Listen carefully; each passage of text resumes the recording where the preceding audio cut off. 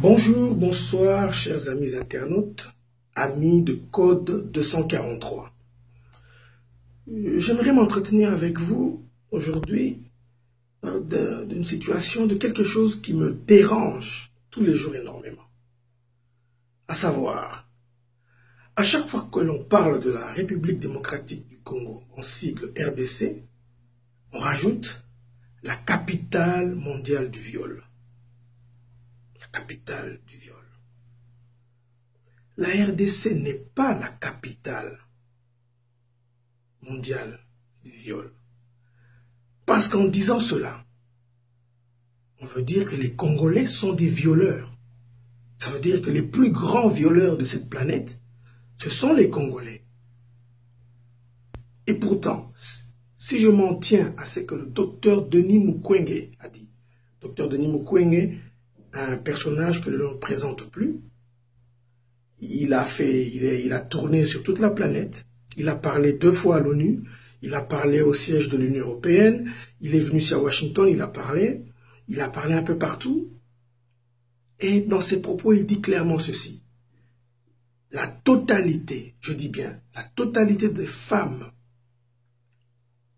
qu'il a prises en charge, parce qu'il soigne ces femmes physiologiquement et psychologiquement, ce sont des femmes qui ont été victimes des hommes en armes non congolais.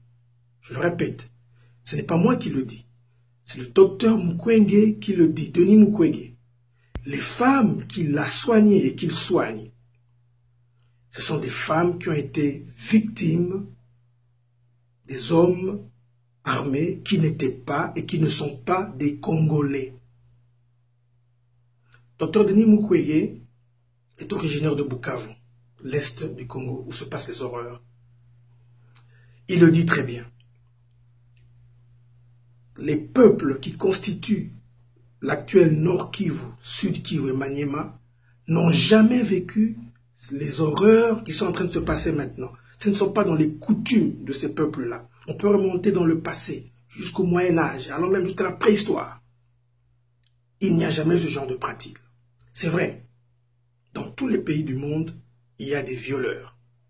Dans tous les pays du monde, il y a des hommes qui ont des rapports sexuels avec des femmes non consenties et ils forcent. Ça, c'est connu. Mais ce qui se passe à l'est du Congo, ce ne sont pas des viols, d'abord. Ce ne sont pas des viols. Il faut un autre mot pour qualifier cela. Ce que vivent les Congolaises de 0, la plus vieille, la plus âgée, je crois, a été de 90 de poussière, de 0 à 100 ans, je peux dire. Ce que vivent les Congolaises là-bas, c'est plus horrible qu'un simple viol. Et là, je m'en tiens aux descriptions du docteur Mukwege. Qu'est-ce qui se passe? Allez, en parlons-en un peu, un tout petit peu. En général, ces hommes-là armés arrivent dans un village, ils regroupent les femmes. Les hommes qui essaient de résister, sans sommation, ils sont abattus. Pas avec une arme à feu, avec une arme blanche, un marteau ou une machette. Et on les découpe en même temps. Tout cela pour faire comprendre aux autres, vous essayez, voilà ce qui va vous arriver. Et imaginez-vous, nous sommes au Congo, nous sommes en Afrique. Vous voyez votre père, votre frère, non pas seulement assassiné, mais décapité devant vous. Le sacrilège, un corps, un cadavre qu'on le devrait enterrer et décapité. Après, qu'est-ce qui se passe? Ils agressent sexuellement les femmes. 5, 10, 20 hommes, 20 hommes qui vont sur une femme, qui agressent sexuellement une femme. Et cela doit se faire et se fait absolument en présence des proches de ces femmes, les voisins, les maris, les fils, les filles, ainsi de suite. Absolument. Quand ils ont fini leur sale besogne, ils mutilent les parties génitales de ces Congolaises. Et ils ne s'arrêtent pas là. Des fois, ils vont plus loin. Ils peuvent forcer à 1 ou 2 autres Congolais d'avoir des rapports sexuels avec ces femmes qui ont été déjà humiliées.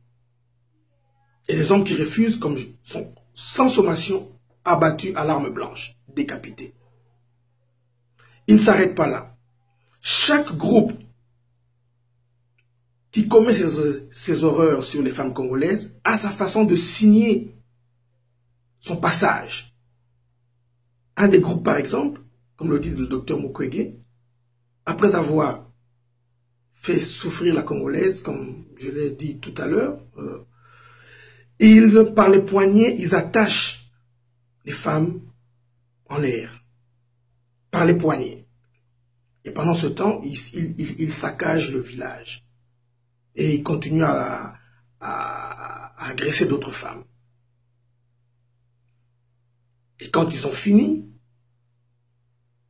il s'est passé des heures, ils détachent la femme. Ces Congolaises qui ont été attachées au poignet en l'air, le sang n'a pu circuler entre le bras et la main, et bien, les mains deviennent paralysées. Elles ne peuvent plus utiliser leurs mains. Et c'est dans ces conditions que ces femmes arrivent chez Dr Mukwege. Beaucoup sont arrivés avec des mains paralysées, des parties génitales mutilées, elles ont été battues, tout ça. Et ça, Dr Mukwege le dit, ce ne sont pas des pratiques congolaises. Et ce ne sont pas des Congolais qui font ça sur des Congolaises. Tout ce que vous entendrez qui serait le contraire, c'est de la propagande. J'étais invité une fois comme orateur à l'université George Washington University, comme orateur pendant la période qui se fait chaque année en octobre, Breaking the Silence, pour parler du Congo. Et avant mon passage, il y avait la projection d'un documentaire d'une dame américaine qui est allée au Kivu pour faire un documentaire sur la situation des femmes là-bas. Et il y a une séquence où on voit, elle est à la recherche des hommes armés qui violent les femmes. On lui donne rendez-vous dans la forêt par un groupe de Congolais qui parlent le lingala, des Congolais, et qui disent, oui, nous violons les femmes. Et il y en a qui disent, il y en a un qui dit, moi j'en ai violé 10, un autre qui dit, j'en ai violé 20, un autre j'en ai violé 7. Et ils sont fiers de le dire. Et ils disent encore, alors la dame leur pose la question, mais vous violez les femmes. Mais si on violait votre mère, votre sœur, est-ce que vous serez content? Écoutez bien ceci. Ces hommes dans ce documentaire disent, ouais, c'est pas un problème. Comme nous sommes en guerre, je vais comprendre. Nous allons comprendre puisque nous sommes en guerre, donc on peut violer ma femme, mes enfants, ma mère, ma sœur, ce n'est pas un problème. Nous sommes en guerre, je comprends. Chers amis de Code 243, vous pensez vraiment, sincèrement, et là parce qu'elle parlait à une Américaine, une blanche, vous pensez sincèrement qu'un Africain, qu'un Congolais trouverait normal que sa femme se fasse agresser comme ça, humilier, comme j'en ai parlé, par des hommes, et il resterait avec cette femme-là, et trouverait ça normal qu'on le fasse à sa maman, parce que soi-disant on est en guerre, il ne se vengerait pas, il trouverait ça normal, et si c'est à sa femme, il va la garder dans la maison. C'est de la propagande. Quand j'ai pris la parole, j'expliquais à l'auditoire très clairement que le documentaire que vous venez de voir, c'est de la propagande. C'est faux et archi faux. Alors, je m'adresse encore à vous, chers amis de Code 243, chers Congolais surtout, arrêtez. Partout vous entendrez dire, s'il vous plaît, que la RDC est la capitale du viol. Vous dites non. Non. Non, ce ne sont pas des Congolais qui font ça. Donc, ce n'est pas la capitale du viol. La RDC est agressée par des forces étrangères.